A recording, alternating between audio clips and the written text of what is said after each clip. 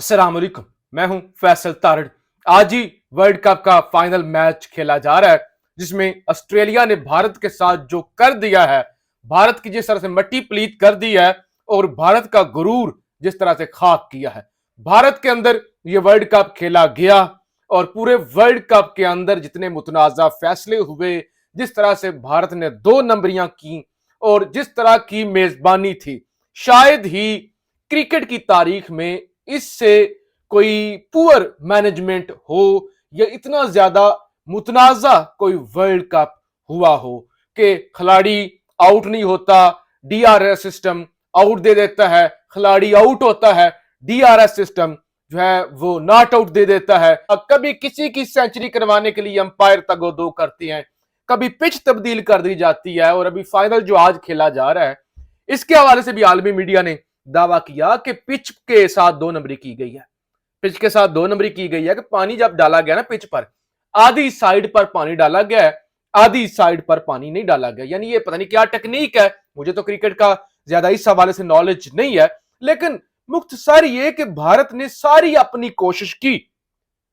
अब भारत की परफॉर्मेंस भी अच्छी थी इस वर्ल्ड कप के अंदर, इस बात में कोई शक नहीं कि भारत आज अपना 11वां मैच खेल रहा है फाइनल, और इससे पहले वो अपने 10 के 10 मैच जीता हुआ है।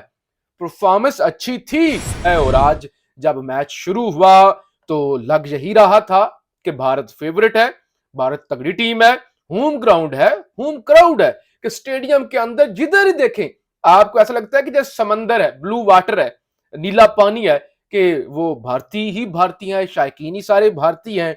और टॉस हुआ और टॉस ऑस्ट्रेलिया ने जीत लिया। ऑस्ट्रेलिया ने कहा हम पहले बॉलिंग करेंगे। रोहित शर्मा से पूछा गया कि आप टॉस जीते तो आप क्या करते, उन्होंने कहा हमने पहले बैटिंग ही करनी थी, लिहाजा हम बैटिंग कर रहे हैं। अब वो खेल का आगाज हुआ। शुरू में तो ऐसे लगा जैसे कोई 300, 350, 400 का टारगेट इंडिया देगा, लेकिन जिस तरह से जो उनकी इब्तदाई विकेटें, रोहित शर्मा 47 पे आउट हो गया, शुभमन गिल 4 पे आउट हुआ, उनका सबसे बेहतरीन खेलने वाला अब तक का player batter Shubman Gill. Virat Kohli 54 run पे आउट हो गए और इसी तरह से केएल राहुल जो भारत के विकेट कीपर है वो 66 स्कोर बना सके, सिर्फ जो सबसे ज्यादा स्कोर था।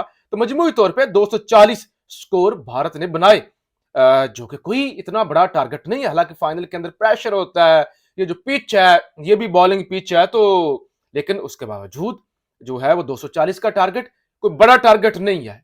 बहरहाल ऑस्ट्रेलिया, और पहले 2 ओवर देखने के बाद जिस तरह से पहले 2 ओवर के अंदर 27 से 30 के करीब स्कोर बन चुके थे, ऐसे लगा कि ऑस्ट्रेलिया ये मैच जो है वो अगले 10-15 ओवर के अंदर अपनी साइड पे ले जाएगा। मैच ऑस्ट्रेलिया जीत चुका है। बहरहाल डेविड वार्नर आउट हो गए मोहम्मद शामी की बॉल पर, और मिचेल मार्श आउट हो गए बुमराह की बॉल पर, और इसी तरह से स्मिथ भी जसप्रीत बुमराह की बॉल पे आउट हुए। और स्मिथ के बारे में ये कहा जा रहा है कि स्मिथ जो है वो उन्होंने रिव्यू नहीं लिया, अदरवाइज वो आउट नहीं थे। तो लिहाजा जब ये मैं रिकॉर्डिंग कर रहा हूं ना, अब तक तो मैच जो है वो ऑस्ट्रेलिया के हाथ में है, लेकिन क्योंकि विकेटें जो है इब्तदाई जो 3 विकेटें गिर चुकी हैं, तो इसलिए मैच हो सकता है 19-20 हो जाए। लेकिन ऑस्ट्रेलिया जो टीम है ना, जो ऑस्ट्रेलिया की टीम है वो पाकिस्तानी टीम की तरह नहीं है। देखें जो होगा वो देखा जाएगा, चांसेस यही है कि ऑस्ट्रेलिया जीत जाएगा, और अगर जीत जाता है तो भारत में घुसकर भारत को मारना भारतीय शायकीन के सामने ये एक बड़ी बात होगी। लेकिन ऑस्ट्रेलिया की जो टीम है ना वो पाकिस्तानी टीम या किसी और टीम की तरह नहीं है, मजबूत हिसाब की मालिक टीम है। तो आज लग ये रहा है कि भारतीय सरजमीन पर भारत को ही सरप्राइज मिलेगा और उनकी 2 नंबरियां और उनका गुरूर आज खाक होगा। तो ये है क्रिकेट की दुनिया, खेल का मैदान जहां पे मैच जारी है। एक है मैच पाकिस्तान के अंदर जो पड़ा हुआ, इमरान खान वर्सेस एस्टैब्लिशमेंट, उसके अंदर आज एस्टैब्लिशमेंट ने 2 सरप्राइज दिए इमरान खान को कि इस्लामाबाद के सदर जो है वो साबिक सदर जो है अली नवाज ऐवान साहब, जो पिछले 3 महीनों से जो है वो रूपोश थे, फिर 9 नवंबर को उनको मानसेरा से उठा लिया जाता है, अगवा कर लिया जाता है। उनकी फैमिली पेशावर हाई कोर्ट से रजू करती है बाजियाबी के लिए, और आज अचानक 9 नवंबर को अगवा होने के बाद आज अचानक अली नवाज अवान बरामद होते हैं जहांगीर तरीन और अलीम खान के घर से। जहांगीर तरीन के घर के से बरामद होते हैं, गले के अंदर आईपीपी का पटका उन्होंने डाला होता है और जनाब वो आईपीपी के अंदर इस्तेकाम पाकिस्तान के अंदर पार्टी के अंदर शमूलियत जनाब वो इख्तियार कर लेते हैं और ओन चौधरी भी उनके साथ खड़े हुए नजर आते हैं।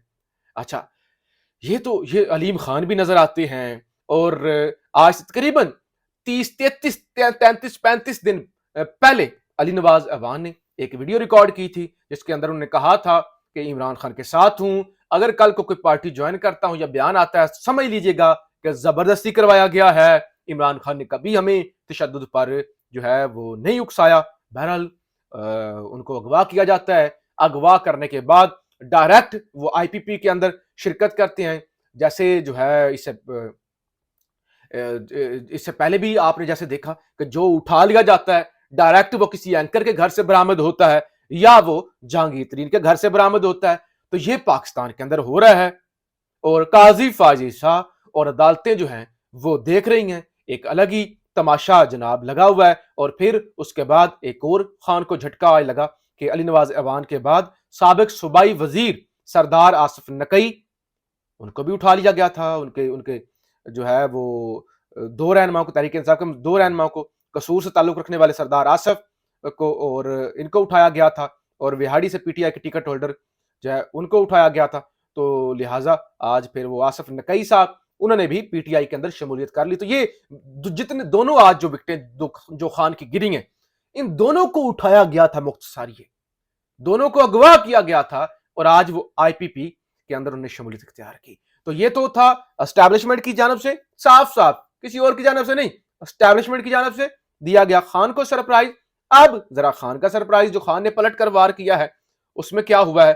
खबर है सदर जनूबी पंजाब मोइनुद्दीन रियाज कुरैशी की जेर क़यादत mayor Khalid Tund, general secretary district लिया अली हसन जखड़ और इरफान अंगड़ा के हमरा साबिक एमपीए नून लीग के साहबजादे उसामा असगर अली गुज्जर के की पीटीआई में शमूलियत। इस मौका पर चौधरी सनाउल्लाह गुज्जर, साबिक यूसी चेयरमैन मोहम्मद शाहिद गुज्जर ने भी इमरान खान की क़यादत पर भरपूर एतमाद का इजहार किया और नून लीग को छोड़कर पीटीआई में शमूलियत इख्तियार की।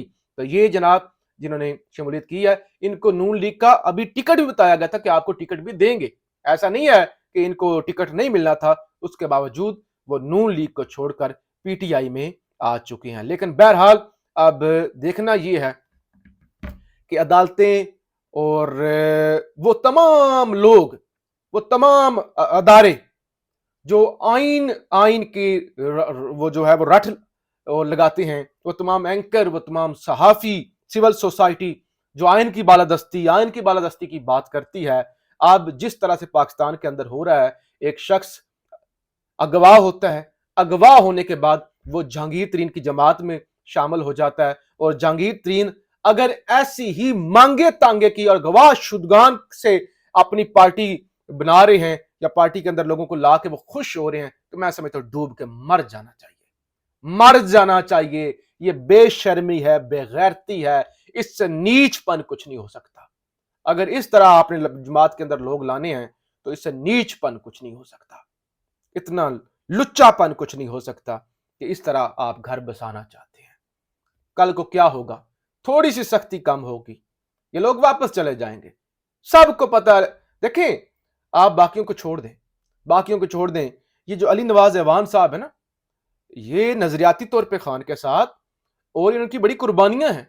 इस्लामाबाद के अंदर हमने हर वक्त इनको देखा है, हर मौके पर ये पहुंचे हैं, हर जगह पे, और बड़े डिसेंट, बहुत ही डिसेंट शख्सियत है। कोई छचोरापन नहीं अली नवाज अवान के अंदर, बहुत ही डिसेंट शख्सियत।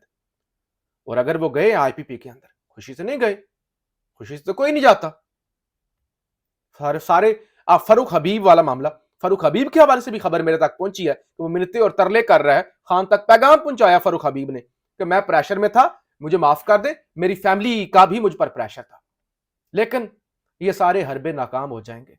जितने लोग छोड़ के जा रहे हैं, एक सेकंड में वो वापस आ जाएंगे और आपके हाथ में इस बदनामी के अलावा और मुंह काला करने के अलावा कुछ नहीं रहना।